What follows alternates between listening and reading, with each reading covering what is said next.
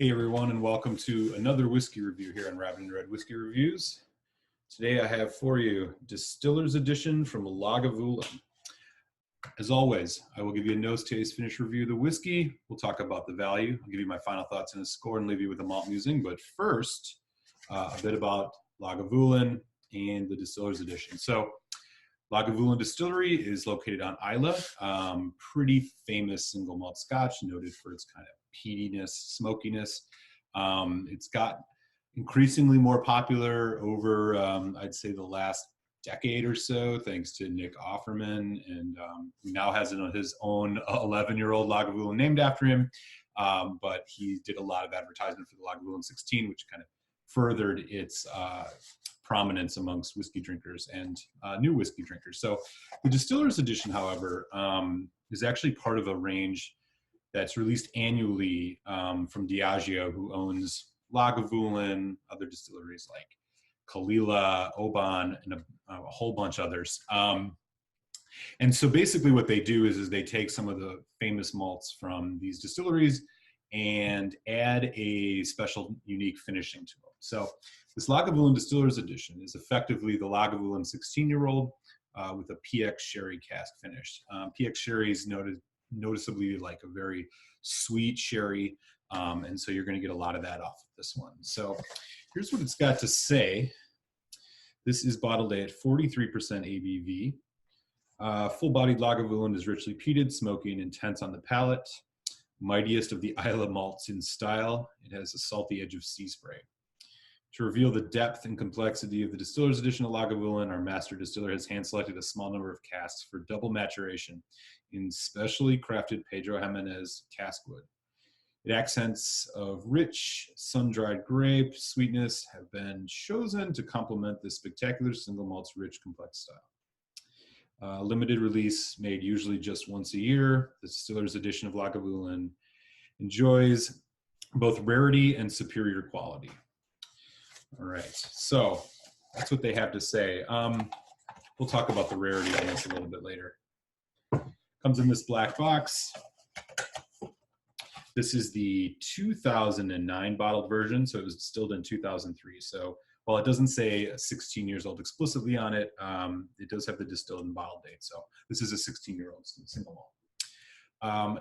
As far as how long it sits in the Pedro Jimenez finishing cask, I'm not sure. It doesn't say anywhere explicitly on here. I think it's at least just a couple months. This is what the bottle looks like.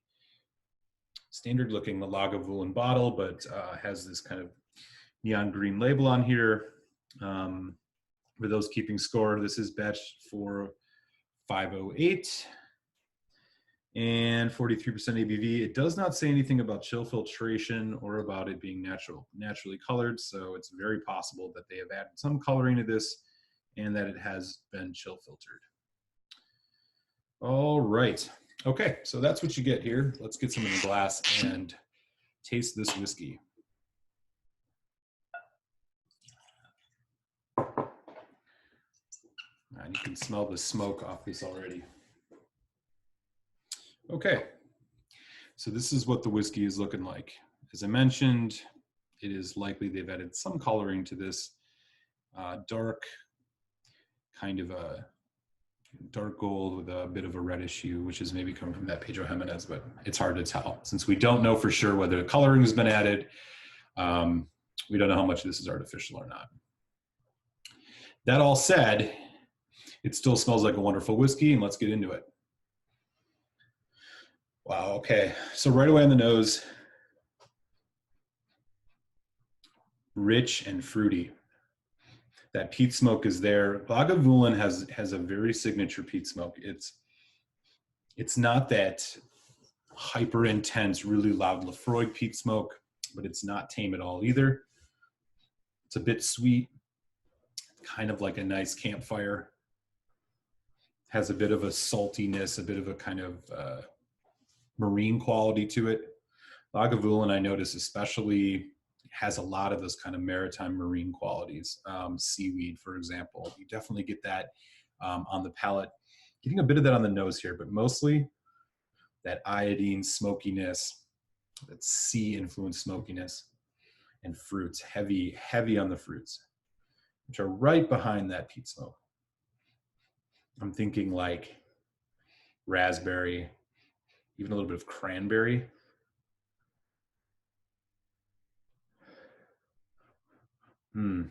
Apple too. It smells rich, it smells sweet, it smells complex. Really great nose on this. Okay. Let's give this a taste, Sláinte.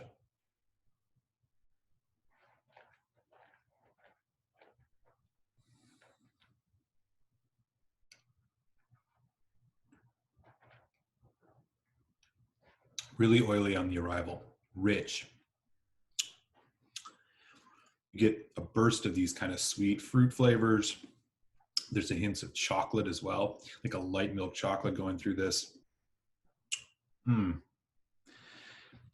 Peat smoke is there, little peppery, but as it goes into the finish, you just get this pop of really sweet, kind of bright red fruit note, which is coming off that PX finish. So you just go through this like nice fruit and then smokiness, a little bit of chocolate, a little bit of kind of like almost cinnamon and tobacco spice, little leathery, and then right into that PX finish. So it just rounds it off at the edge with that nice sweetness. It's got a tangy finish. It's a long finish. You're left with a little bit of ashiness from that smoky peatness. But really actually working pretty harmoniously with the ashy peat smoke, that little bit of tangy sweetness you're getting off the PX. Also just getting some other notes of like, there's almost like a grassiness to this. Well-rounded, rich and intense, delicious. That marriage of peat, smokiness, and sweet sherry of that PX is just working really great here. Let's put a little bit of water on it and see what else we get. I can tell already that, this is one of these whiskeys that's really in my wheelhouse when it comes to peated smoky scotches. I love the ones with a bit of sherry cask influence.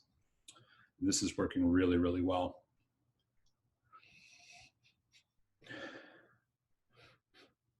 With the addition of water, getting a little bit more citrus and salt.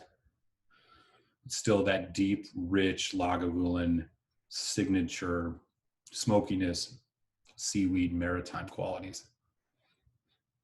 It's very relaxed despite how smoky it is and bright that red fruit is. It's still just a really kind of relaxed dram, which is something I really appreciate about Lagavulin, especially their 16-year-old standard release. That fruit's more prominent now with water, strawberry, just berries, just tons of different fruits. Indistinguishable almost. Wow. It still has the complexity that I think you get out of Lagavulin 16, especially older releases of it. But I will say that this Distillers edition, the PX cask, I think, does lift up those sweet fruit notes so much that it does take a little bit away from some of the deeper complex notes that you get out of the regular Lagavulin 16. Getting vanilla now too.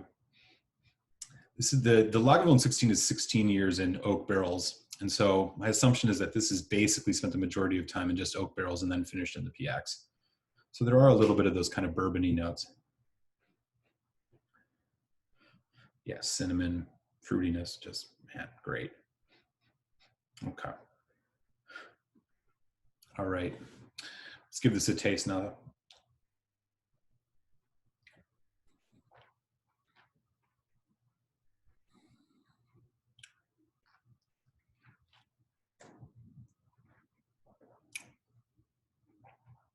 So with the addition of water, the peat smoke is tamed down a bit. Wow, okay, but it's actually on the finish, you're getting more of the pepperiness. So while we were getting a bit of that pepper kick on the development earlier, now it's back on the finish. But the development of this, still sweet fruit, chocolate, coffee, bit of those seaweed maritime notes, but they're a little muted.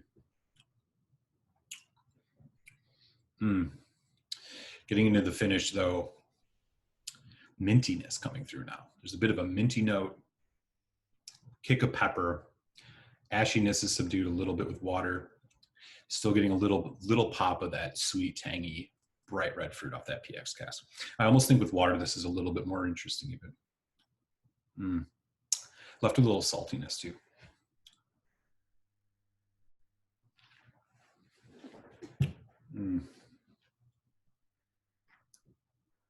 This is a really good pour, for sure. Okay, here's one more look at the packaging it comes in. This is what the box looks like. If you care about those such things, more importantly, the bottle. That's what you're looking at. So this is an annual release, and while they do talk about its rarity on the packaging, this one is not that difficult to find. It's not as easily found as the Lagavulin 16, but you will find the Lagavulin Distillers Edition in most good whiskey shops. This will run you anywhere from about, I would say, $90 to $110 in the US. Compared, however, to the Lagavulin 16, which will run you about 70 to 80. I mean, you're basically paying 20 to 30 bucks more, sometimes 40 bucks more in some cases for a PX finish on a Lagavulin 16. So is that worth it? Great question. My final score on this, I think, I love this dram, but I'm going to put this at 3.5 out of 5, which is I highly recommend trying this or buying a bottle at a good price. And the reason I say that is because while I think this is fantastic, I think for 80 bucks, this is a yes. I think for over 100, the Lagavulin 16 is going to be your a solid choice. I don't think you're losing out too much by foregoing the PX cask finish on this. So just being honest, that's where I'm going to land with the 3.5 out of 5.